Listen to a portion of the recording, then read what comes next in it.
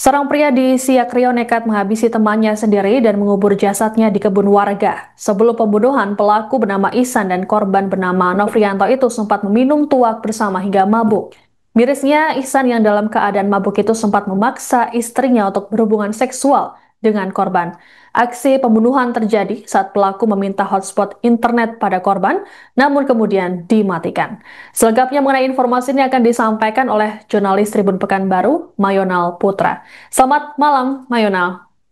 Selamat malam, rekan Siska di studio. Baik, bisa dilaporkan bagaimana dengan kronologi pembunuhan yang dilakukan pelaku terhadap korban di Siak ini? Baik, rekan Siska dan Tribuners dimanapun berada, dapat kami laporkan bahwa benar sekali telah terjadi kasus pembunuhan di Kampung Perawang Barat, Kecamatan Tualang, Kabupaten Siak, Provinsi Riau. Nah, peristiwa ini bermula saat pelaku dan korban melakukan pertemuan di rumah pelaku yang bernama Ihsan di Perawang Barat, Kecamatan Tualang pada tanggal 25 Oktober 2025 malam. Pada pukul 22 WIB, mereka melakukan pesta minuman keras, yaitu minuman tradisional tuak. Kemudian pada saat itu mereka mulai melakukan hubungan sesama jenis, tapi masih sebatas pegang-pegangan. Kemudian si korban dan si pelaku menyeret istri pelaku ke ruangan tamu, kemudian mereka berdua meruda paksa. Nah, sementara si yang diruda paksa ini adalah istri dari pelaku sendiri. Nah, itu terjadi pada pukul 3 dini hari pada tanggal 26 waktu Indonesia Barat. Kemudian pada pukul 4.30 maksud kami, istri dari pelaku ini mandi sambil menangis, kemudian dia pergi ke pasar untuk berjualan sebagaimana pekerjaan sehari-harinya. Nah, sekitar pukul 5 pagi, si pelaku meminta tethering atau hotspot wifi lewat ponsel si korban yang bernama Nofrianto ini. Kemudian Nofrianto berbagi tethering. Kemudian setengah jam setelah itu, si Nofrianto mematikan tetheringnya. Kemudian si pelaku menanyakan kepada korban, kenapa kok dimatikan tetheringnya? Maka Nofrianto menjawab bahwa kuotanya tinggal 200 MB. Kemudian baterai juga sudah lemah. Dengan alasan itu, pada awalnya pelaku menerima, kemudian melihat gelagat korban yang terus menonton di melewat layar ponselnya, yaitu menonton video dewasa. Si pelaku tidak terima. Masa kamu hitung-hitungan sama saya untuk hotspot saja tidak mau berbagi. Nah, sementara tadi malam si pelaku merasa sudah berbagi segalanya, termasuk berbagi sang istri kepada si korban ini. Nah, kemudian si pelaku melihat ada parang yang tidak jauh dari mereka duduk. Kemudian pelaku mengambil parang itu lalu membacokkan ke kepala si Nofrianto. Maka Nofrianto masih sempat berdiri meskipun sudah bersimbah darah waktu itu, menanyakan ini ada apa. Kemudian si pelaku tidak mau berhenti, tetap terus membacok si korban. Dan korban juga lari ke luar rumah lewat pintu depan. Ternyata pintu pagar sudah tertutup semua, kemudian korban lari arah ke kanan pagar. Nah, di sanalah korban dihabisi oleh pelaku, rekan Fiska. Baik, lalu bagaimana kasus pembunuhan ini akhirnya bisa terungkap mengingat jasad korban dikubur di kebun warga dan juga pelaku dilaporkan sempat melarikan diri selesai kejadian?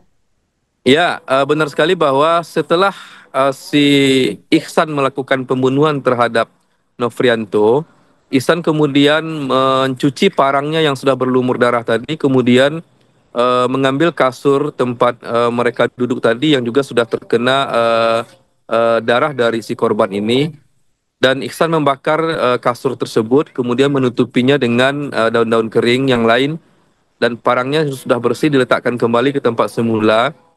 Tidak lama kemudian, si pelaku menggali lubang yang di dekat rumahnya tersebut, sekitar sedalam 1 meter dan panjang sekitar 2 meter.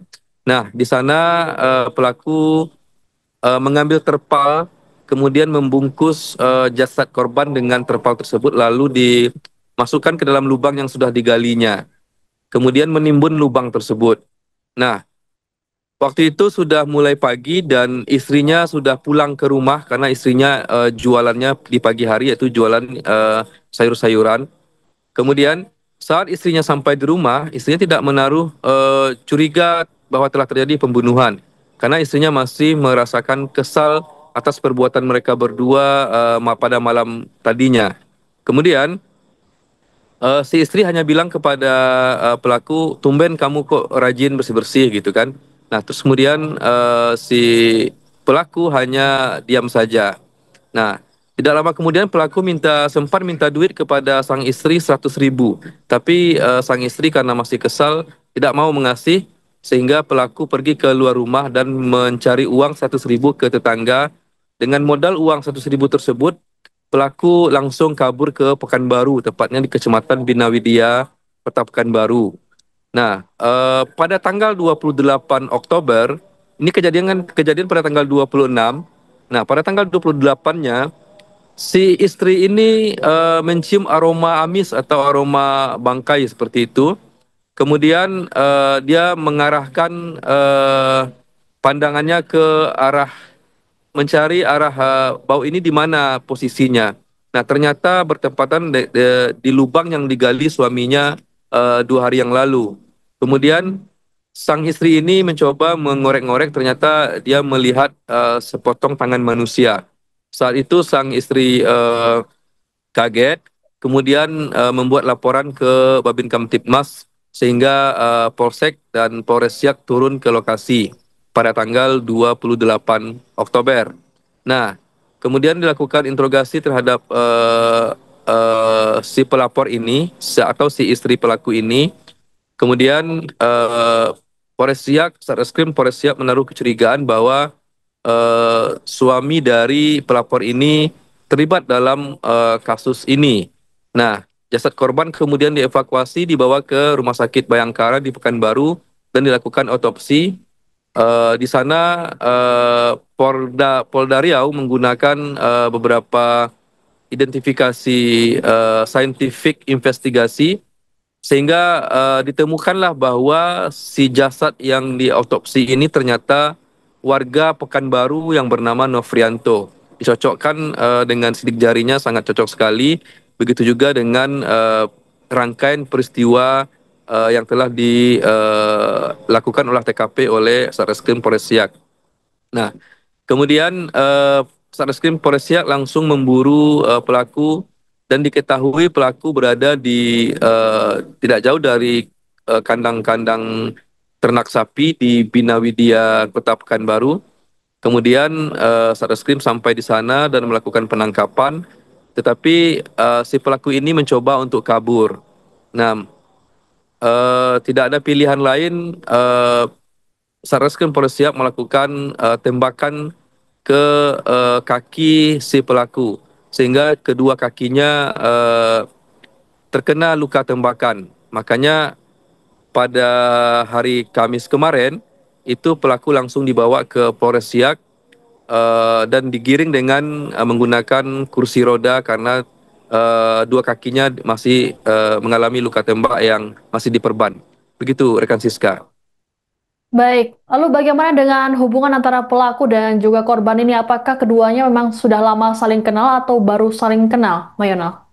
Nah, terungkap saat kami tadi punya kesempatan mewawancarai pelaku bahwa pelaku berkenalan dengan korban itu melalui aplikasi micet sekitar sebulan lalu. Nah, saat itu si korban menawarkan jasa oral seks kepada si pelaku. Maka si pelaku menerimanya sehingga si korban rela datang ke Perawang dari Pekanbaru dengan jarak sekitar 1 jam perjalanan naik sepeda motor maka mereka melakukan hubungan sesama jenis itu sebulan yang lalu. Nah, itu hubungan mereka pertama. Dari sana maka terjalin hubungan mereka yang lebih intens lagi, sehingga pada tanggal 11 Oktober, si pelaku juga datang, si korban maksud kami, juga datang ke rumah si pelaku. Dengan membawa minuman tradisional beralkohol, yaitu minuman tuak, mereka melakukan pesta tuak berdua dalam rumahnya, sambil melakukan hubungan-hubungan yang hubung-hubungan sesama jenis. Kemudian ternyata si korban ini sudah lama meminta bahwa kepada si pelaku supaya diizinkan untuk untuk ikut tidur bareng bersama si istri si pelaku. Pada saat itu pelaku tidak mempunyai pilihan, pokoknya intinya si pelaku mengizinkan sehingga si korban itu leluasa untuk meraba-raba istri si pelaku pada tanggal 11 tersebut. Nah, tanggal 12 dia pulang, kemudian Siska, si korban datang lagi pada tanggal 25. Nah, itulah kejadian tragis yang terjadi pada tanggal 26 paginya. Baik, selain emosi tak diberi hotspot internet, apakah polisi juga menemukan motif lain terkait dengan pembunuhan ini, Mayonal? Sejauh ini belum. Tadi kami sempat tanya juga langsung ke pelaku. Hanya sakit hati sesaat karena pelaku ini merasa sudah memberikan segala-galanya kepada si korban. Namun si korban tidak membalasnya dengan hal yang sama, dan dan pelaku merasa bahwa korban masih hitung-hitungan. Nah, sementara si pelaku ini merasa sudah mengorbankan segalanya, termasuk istri dan rumahnya untuk si korban ini. Demikian, Siska. Baik, terkait dengan kasus pembunuhan ini, apakah ada informasi lain yang bisa disampaikan, Mayonal? Untuk saat ini sebenarnya kami telusuri tadi langsung dari pelaku juga bahwa pelaku sebenarnya bukanlah murni penyuka sama jenis, tapi dulu pengalaman dia di Jambi juga sudah pernah melakukannya, karena waktu itu istrinya sedang operasi, sehingga pelaku mencoba-coba untuk melakukan hubungan sama jenis ketika dia tinggal di Jambi. Dia pindah ke Perawang Tualang Kabupaten Siak ini, Siska, baru 2 tahun terakhir. Nah, ini adalah perilaku pertama berhubungan sesama jenis yang dilakukannya begitu sampai tinggal di Perawang. Begitu, Siska. Baik, terima kasih atas laporannya. Jurnalis Tribun Pekanbaru Mayonal Putra melaporkan terkait dengan kasus pembunuhan di Siak. Selamat bertugas kembali. Ya, karena sakit hati aja, Pak, kecewanya, Pak. Berarti Bapak ada punya rasa sayang atau rasa cinta sama si korban ini? Enggak, Pak, saya enggak suka sama laki-laki, Pak. Oh, enggak suka ya? Enggak suka, tapi kok dipanggil ke rumah? Dia yang megang-megang dulu, Pak, waktu pertama kali itu, Pak. Terus Bapak ngasih ke istri Bapak tuh, ke dia tuh gimana ceritanya, Pak? Itu dia ngasih itu, pertama dia nanya-nanya dulu lah, Pak. Kayak mana kalau sama istri kamu kayak gini katanya kan? Iya, Hobi jilat enggak apa enggak. Akhirnya dia minta apa, Pak? Boleh enggak saya jilat apa kakak itu? Pokoknya kayak maksa gitu. Jadi saya bilanglah sama istri saya kan, kayak mana sebenarnya siapa ini? Dia minta gini, makanya istri saya ngelari dia si katal, Pak. Waktu pertama sekali dia meraba-raba istri Bapak nggak marah ya? Ya marah juga, cuman saya sampai di mana kali gitu. Sampai di mana kali apanya gitu. Ada nggak rasa penyesalan Pak Iksan mengasihi istri Bapak ke korban, dan penyesalan Bapak telah membunuh korban? Iya, Pak, saya nyesal, Pak. Nyesalnya gimana? Yang apa kok sampai terjadi kayak gitu.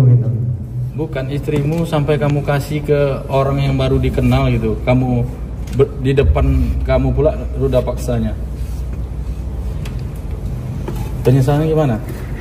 Penyesalannya saya kok bisa berlaku kayak gitu Pak. Bingung aja Pak waktu itu Pak. Itu karena banyak minum tua atau kayak mana itu? Atau pengaruh memang udah berulang kali kamu? Iya Pak, kebanyakan minum tua Pak. Berapa banyak minum tuanya? Satu teko besar itu paling dia nghabiskan cuma 1/4, tengah pertiganya saya Pak. 3/4-nya kamu, 1/3-nya dia, 1/4-nya dia. Istri Bapak Ya, minum Pak. tua juga? Enggak? Enggak Pak. Enggak ya. Anak Bapak berapa orang? 2 orang Pak. Sekolah kedua-duanya? Sekolah Pak. Waktu adegan itu berlangsung anak Bapak udah tidur atau di luar? Kamar. Di kamar belakang Pak. Udah tidur ya? Iya Pak. Berapa kali dia datang Pak ke rumah? Sekitar 3 kali Pak. Nah, 3 kali itu Bapak lakukan hubungan. 1 kali Pak, yang pertama Pak. Pertama, datang kedua minum tua. Ya minum tua Pak. Melakukan hubungan, Cuman dia marah-marah apa aja Pak, istri saya Pak. dia marah-marah istri Bapak. Iya Pak. Waktu itu Bapak nggak cemburu? Waktu itu kena bawaan minuman lah mungkin Pak. Karena dia tiap datang itu kan bawa tua terus Pak. Oh, yang ketiga baru yang kejadian kemarin ya? Ah iya Pak. Dia tidur di rumah berarti? Iya Pak. Kalau tidur di rumah dia sama siapa dia tidurnya? Itu di kasur Palembang itu kan? Iya, itu di kasur itu Pak. Di ruang tengah. Ruang Di tamu. ruangan TV itu Pak. Iya, iya. Gara-gara tak diberi hotspot internet, seorang pria di Siak Riau nekat menganiaya rekannya hingga tewas. Adapun korban dan pelaku sebelumnya saling mengenal melalui aplikasi pesan dan sempat melakukan hubungan seksual sesama jenis.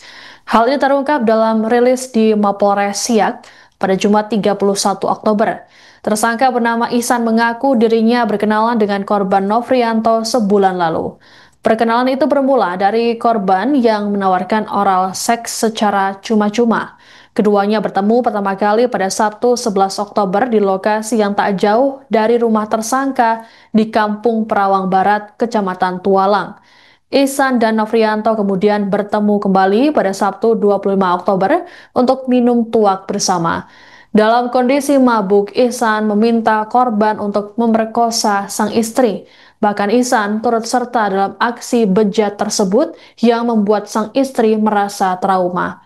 Setelah peristiwa tersebut, keduanya kembali meminum tuak dan seolah tak terjadi apapun. Beberapa saat kemudian, pelaku meminta hotspot internet pada korban. Namun korban kemudian mematikannya dengan alasan baterai lemah dan kuota hampir habis. Hal yang membuat pelaku emosi adalah korban justru mengakses video porno melalui ponselnya. Ihsan merasa korban terlalu hitung-hitungan dengannya, padahal dirinya sudah banyak memberikan sejumlah hal. Pelaku kemudian mengambil parang dan menyerang korban hingga tewas. Untuk menghilangkan jejak, pelaku menguburkan jasad korban menggunakan terpal di sebuah kebun warga. Atas perbuatannya, pelaku dijerat pasal 340 KUHP tentang pembunuhan berencana, subsidiar pasal 338 KUHP dengan ancaman hukuman seumur hidup atau 20 tahun penjara. Asli mana Bang Ihsan? Asli Padang Pesisir, Air Haji. Di Perawang udah berapa lama, dari tahun berapa? 2 tahun Pak. Oh baru 2 tahun. Sebelum di Perawang di mana? Di Jambi Pak. Oh, di Jambi. Bapak kenalan sama si korban Nofriandi ini lewat media itu bulan berapa? Udah berapa lama? Kurang lebih belum sebulan Pak. Belum sebulan. Dia jumpa pertamanya di mana tuh? Dia datang ke tempat saya Pak. Oh, percaya deh ya. Itu memang apa? Memang LGBT berdua? Enggak, dia nulis status tuh mau gratis nak gitu Pak. Maaf Pak ya. Oh iya iya. Berarti Bapak mau waktu itu menyuruh dia datang? Coba lah kata saya. Itu Pak. Bayar? Enggak Pak. Oh gratis ya? Ya, Itu Pak. di rumah? Itu di rumah dekat Walid Pak. Oh, Ada pondok Pak. jauh dari rumah kejadian ini? Dekat Pak. Oh dekat. Sebelumnya udah pernah melakukan hubungan sesama jenis juga atau baru pertama kali itu Pak? Jujur. Itu pertama kali yang Di Jambi, baru di pertama Jambi. Pak. Oh, di Jambi Pak ya Pak. Di Jambi. Dulu ada sih Pak di Jambi. Waktu itu kan istri saya operasi kan. Berarti ini udah yang kesekian kalinya Pak ya? Ini yang kedua kali Pak ya. Pak, apa yang Download Tribun X sekarang, menghadirkan lokal menjadi Indonesia.